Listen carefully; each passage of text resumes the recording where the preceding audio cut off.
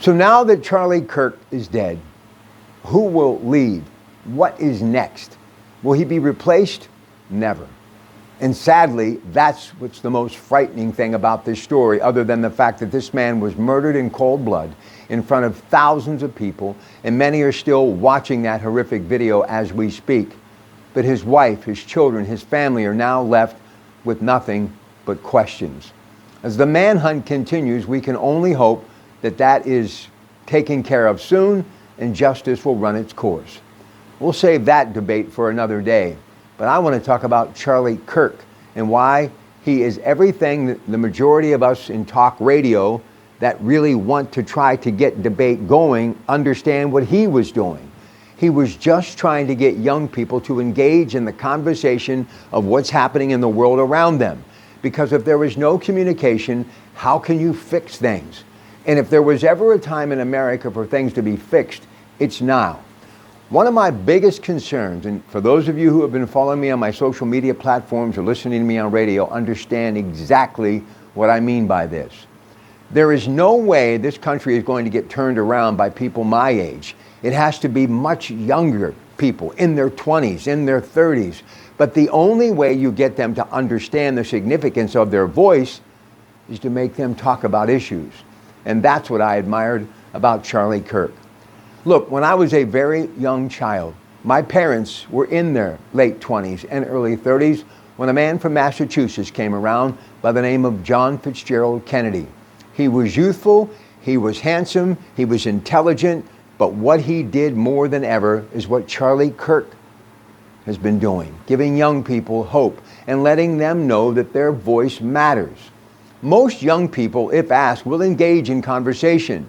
But sadly, for generations, including my own, we never gave them a chance or that opportunity. But this young man did. And because of this assailant who is still at large and hopefully apprehended soon, and again, justice will run its course, and we will continue to debate that then. But today, it's about Charlie Kirk, his beloved wife, his children, his family, his many friends, and literally millions of followers. Did he do anything that was that different? Not really. Would sit down with a microphone and give people in the audience, young people, a microphone of their own and an opportunity to talk about whatever was on their mind. And yeah, he would bring things up that was on his mind, but the great thing about doing that, you basically give other people an opportunity to think about something that they have possibly been thinking about.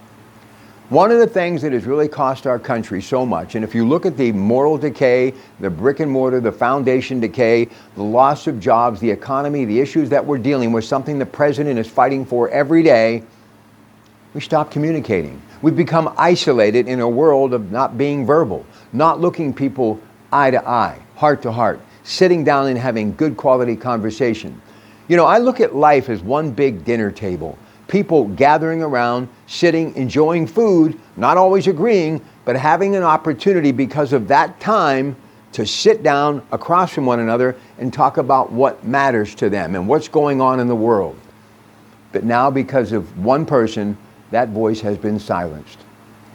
I have been doing a lot of thinking, and I've been continually following this story on television and, of course, at KDKA along with CBS Radio News, where they are continuing coverage right now. My colleagues, others, talking about it, and we will as well when I get back on the radio at KDKA. But we will have a voice here because it's a powerful voice. It's an opportunity to use this medium to speak and to talk.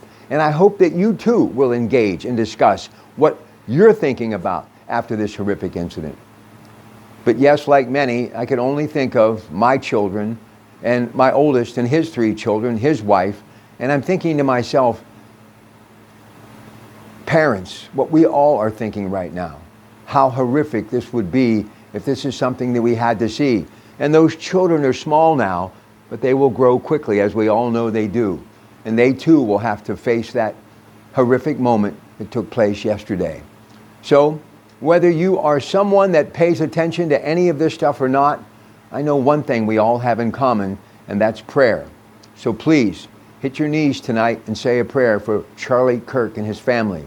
And he being the co-founder of Turning Point USA, I'm hoping that somehow, some way, his death will be the turning point for all of us to start talking to one another, stop hating one another, and simply stop the violence being committed in this country to one another.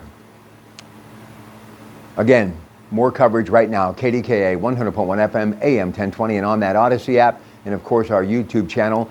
And I will be back discussing this on the radio, and we'll have more to say right here.